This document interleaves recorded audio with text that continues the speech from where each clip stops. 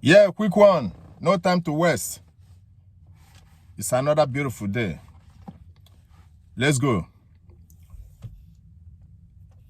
When you see some of us criticizing the African governments, it's not because we just like to criticize without giving a solution. We are criticizing because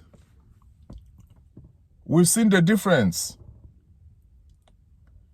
We've traveled around the Lero and we've seen the differences. That's why we try to be part of the change that we are yearning for. That's why we are asking for total freedom amongst the blacks and Africans. You remember before they stopped slavery completely, it was people outside, even the Europeans themselves, that brought up the issue in their parliaments in UK.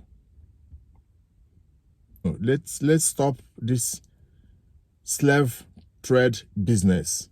Maybe because of the advent of industrialization, or maybe they got tired of, for whatever reason, it was they themselves that started the agitation to stop the slave trade. It wasn't because the Africans could stop them, no. On their own, they didn't have the power to stop slave trade.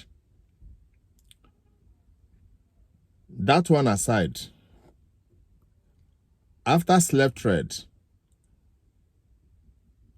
when they try to give us independence, most of the people that started championing for African independence was the Pan-Africanists. They were not, most of them were not Africans. When you hear of Garvey, when you hear of Malcolm X, before Martin Luther King and others, they were all African, black Africans. Some of them, like Michael Garvey, he was from Jamaica, but he based Jamaican origin, but he based in US. So these are the and other people that started before them. Before we had our Kwame Nkrumah, Julius Nyerere, Nnamdi Azikiwe, Jomo Kenyatta, even Azikiwe and co. All of them had outside contacts. Some school in overseas, some, so many of them had outside contacts. Like Zeke, school in America, Nkrumah and co, and so on. Awo. So what I'm telling you, on your own,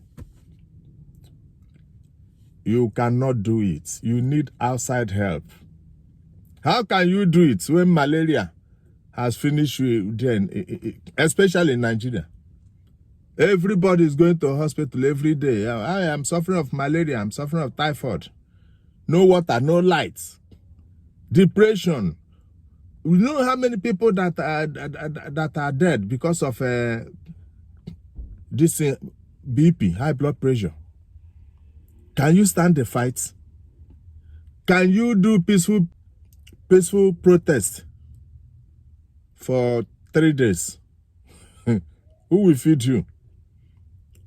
So you need the diaspora. Do you know how much people outside remit in dollars back home?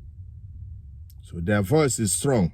Do you know how many activists, human rights activists, that write to various organizations to expose what Africa are doing to their people? So what I'm telling you is this. Even in the religious bodies, most of you think that what they are doing there is how it's is being done elsewhere. No. They're just taking advantage of you. You will go for one program, Monday, Tuesday, Wednesday, Thursday, Fridays, week to week. Today you are going to mountain. The other way you are going for sit and must die. Abroad, nobody does that. You put apron and start walking around shouting. You know, it's only in Nigeria you see pastors don't have job. All they have is come and bring your tithe and offering, and they preach for you, tell you how things will be okay for you. So you need people outside to tell you, my brothers and sisters, that it's not like that. People are going back to Ghana. Black Africans are going back to Ghana to do businesses, to reside there. They are going to Rwanda. They are going to Malawi. They are going to a lot of places. But do you see that happening in Nigeria? Due to bad governance. Do you understand? So you need our voice. It might not be as strong as that, but it's doing something. You need people outside to help you to fight these fights. What you are passing through in Nigeria is more than what people pass through here in their prison. Some of you, dust have blocked your nose, block your ear. Dust. The roads are not tarred. There is no clean water. There is no security. You live in fear. Your blood pressure is always high. You don't know where the next meal is coming from. They are increasing goods and services every day. Your business can crash at any time with one policy. So that's why you should not be angry with us. We love you. Most of us want to come home. But which home are you? Do you have home? Which home do you want to go? If you go to my village and put plane and say, everybody, oh yeah, do you want to go to Canada? You want to go to America? You want even Dubai? Do you want to go to UK? My village, only people that are sick, those aged ones, now them go remain there. Everybody will leave that place. So that is the condition that people have found themselves into. So don't be angry with people outside trying to, say things against the government or against the religious bodies. Everybody is taking advantage of one thing or the other. He is coming tomorrow. Be prepared. Everything, vanity, vanity. But you are still sending your children to overseas. You are still buying private jets. You are still buying farm, buying land, handing churches over to your wife, to your children. He is coming tomorrow. Only God will judge on her. Thank you and God bless.